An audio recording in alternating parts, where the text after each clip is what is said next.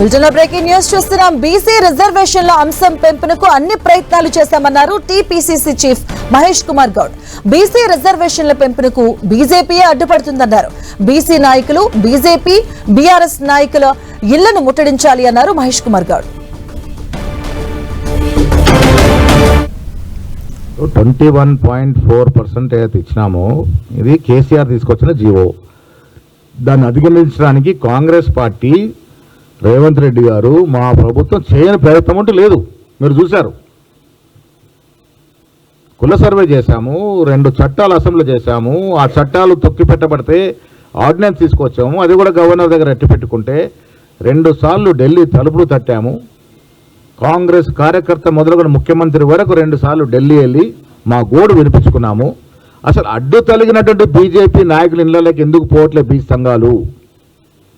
కిషన్ రెడ్డిని ఎందుకు నిలదీయట్లే బీసీ సంఘాలు?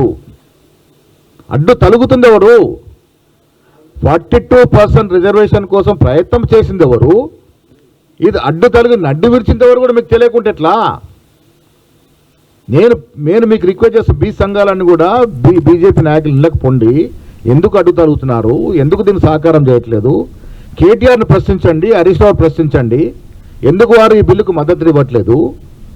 తూతూ మంత్రంగా అసెంబ్లీలో ఓటేస్తారు ఎట్లా, తర్వాత దీన్ని తిరగరాసి వ్యతిరేకిస్తారు ఎట్లా? మీరు బీసీ సంఘాలు బీసీ యువకులు అడగాల్సింది కాంగ్రెస్ పార్టీని కాదు. కాంగ్రెస్ పార్టీ మీతో ఉంది, మీకోసమే చేస్తూ ఉంది.